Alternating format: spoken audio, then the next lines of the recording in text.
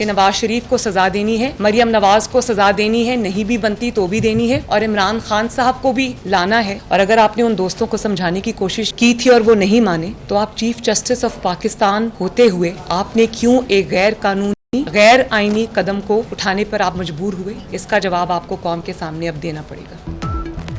साकिब निसार, बताएं किसने मुझे और नवाज शरीफ को सजा देने पर मजबूर किया? बताएं कौन था जिसे वो बतौर चीफ जस्टिस इनकार नहीं कर सके?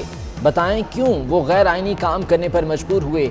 नवाज शरीफ को सजा देनी है, इमरान खान को लाना है, किस तकरीर में कहा? मरीम नवाज की धमाका खेज प्रेस कॉन्फ्रेंस। साकिब निसार को आज नहीं तो कल सच बताना पड़ेगा। अभी भी वक्त है, सामने आए, जुर्रत करें। वो जरा शाह से ज्यादा शाह के वफादार बन रहे हैं। इमरान खान साकिब निसार को नहीं, खुद को बचा रहे हैं। टेप्स की बात हो रही है तो मैं भी टेप्स की बात कर ही दूं। टेप्स निकल रही हैं, जनाब जजेस के नाम आ रहे हैं। पाकिस्तानी फौज को बुरा भला 4 लंदन के अंदर अरबों रुपए के महंगे तरीन इलाके में फ्लैट हैं, उनकी मालिका मरियम सफदर थी। भाई आप जवाब दें कि आपने ये 4 फ्लैट लिए किधर से? सारी चीजें कर रही हैं लेकिन जवाब नहीं दे रहे हैं।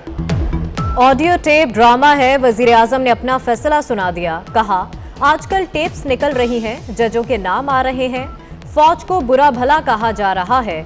अफसोस है तकरीब में चीफ जस्टिस को बुलाकर एक मफरूर मुजरिम से खिताब करवाया। लंदन के 4 महंगे फ्लैट्स की मालिकन मरियम सफदर हैं। ये नहीं बताते फ्लैट्स का पैसा कहां से आया। वीडियो में राना शमीम चीफ जस्टिस का और साथ हमारे पाकिस्तान साबिक चीफ जस्टिस सुप्रीम कोर्ट के साकिब निसार के, तो इनकी दोनों की बयानात की वजह से हमारे जुडिशरी के स्टाफ को बहुत नुकसान पहुंचा है और इनकी खुद मुख्तारी पर मतलब वो मुतासिर हुई हैं।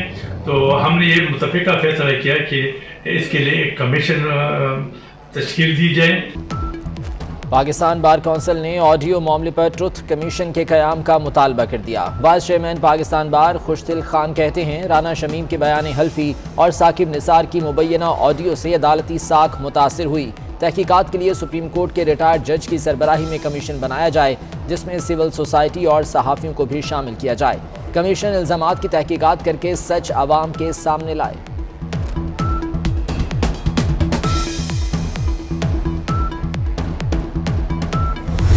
किस तरीके से मुनज़्ज़म तरीके से सहाफ़ियों को ख़रीदा गया, उनको उनमें पैसे बांटे गए, अपने मुखालिफ सहाफ़ियों को, ग्रुप्स को सजाएं दी गई। तो 10 अरब रुपया बता रहा हूँ जो सिर्फ इस्लामाबाद की एडवर्टाइजमेंट थी। वफाकी हुकूमत का मरियम नवाज की ऑडियो लीक की तहकीकात कराने का ऐलान। फवाद चौधरी कहते हैं मरियम नवाज ने 10 अरब रुपए मनपसंद चैनल्स को दिए। मुनज़्ज़म तरीके से सहाफ़ियों को खरीदा गया। आज भी कुछ चैनल्स मरियम नवाज को याद करते हैं। हमाद अजहर बोले इश्तिहारात पर विफाक और सूबों के अरबों रुपए लग गए।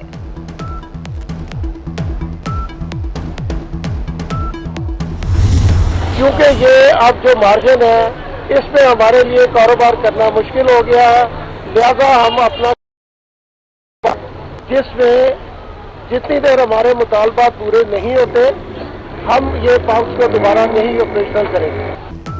मुसीबत दर मुसीबत, बहरान पर बहरान। All Pakistan petrol pumps dealers का कल से हड़ताल का ऐलान। मुल्क भर के पेट्रोल पंप्स बंद रहेंगे। विफाकी वजीर हमाद अजहर ने मुतालबात तस्लीम नहीं किए। डीलर मार्जिन 6% होने तक मुज़ाकरात नहीं होंगे। पेट्रोल पंप्स डीलर ने 2 टोक बता दिया। कराची से खैबर तक पंप्स पर अवाम का रश। कई शहरों में पेट्रोल नायाब होने लगा।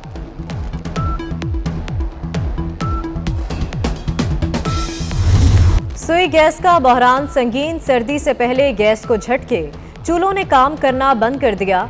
लोग महंगी LPG और लकड़ियां खरीदने पर मजबूर। लाहौर में शहरी गैस की बंदिश के खिलाफ सड़कों पर निकल आए। सनतों में भी काम ठप, बरामदात मुतासर होने का खदशा। सिंध के बाद पंजाब भी वफाक के सामने खड़ा हो गया। अफसर छोड़ने से साफ इनकार कर दिया। ज्वाइनिंग न देने वाले अफसरों को विफाक का नोटिस। वज़ीर आला सिंध मुराद अली शाह ने वज़ीर आज़म को खत लिख दिया। पुलिस अफसरान को अचानक नहीं निकाल सकते, इससे अमन व अमान के मसाइल पैदा होंगे।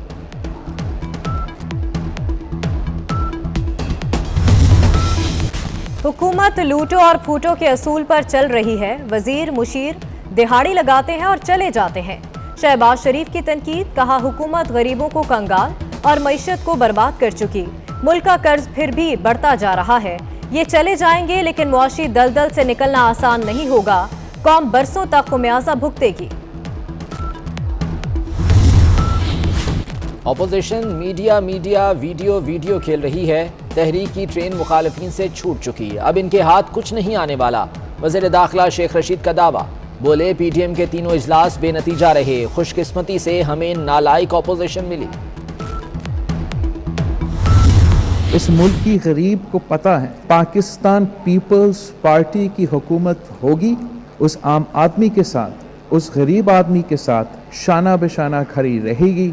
हम पूरे सिंध में एक इनकलाब शुरू करने जा रहे हैं। हमारे दौर में हमने पाकिस्तान के अवाम को लावारिस नहीं छोड़ा था।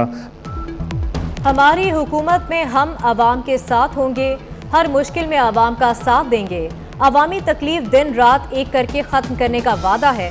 बिलावल भुट्टो जरदारी का माँ और बच्चे की मुफ्त सहूलियात और वजीफे के इजरा के हवाले से इमदादी प्रोग्राम की तकरीब से खिताब, प्रोग्राम को तारीखी इकदाम और इनकलाबी मंसूबा करार दे दिया। हुकूमत लूटो और फूटो के असूल पर चल रही है, वजीर मुशीर दिहाड़ी लगाते हैं और चले जाते हैं। शहबाज शरीफ की तनकीद, कहा हुकूमत गरीबों को कंगाल और मईशत को बर्बाद कर चुकी, मुल्क का कर्ज फिर भी बढ़ता जा रहा है, ये चले जाएंगे लेकिन मुआशी दलदल से निकलना आसान नहीं होगा, कौम बरसों तक खुमियाजा भुगतेगी। इलेक्शन कमीशन के नए मेंबरान की तैनाती पर पीटीआई वज़रा एक दूसरे के आमने सामने आ गए। परवेज खटक ने कहा केपी के मेंबर का हुकूमत का होना चाहिए, जिस पर फवाद चौधरी बोले हुकूमत की जानिब से रुकन पंजाब से होना चाहिए, पहले हुकूमती मेंबरान आपस में मामला तय कर लें, अपोजिशन का हुकूमत को मशवरा।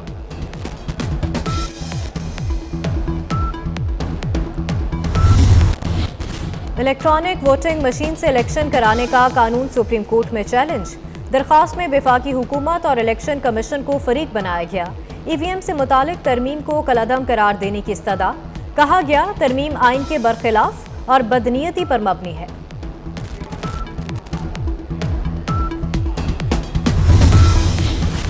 सिंध असम्बली में अपोजिशन का हंगामा, हलीम आदिल शेख मेगाफोन ले आए, एजेंडे की कॉपियां फाड़ दी, तहरीक इंसाफ के अरकान ने स्पीकर डायस का घेराव कर लिया, अपोजिशन अरकान की नारेबाजी।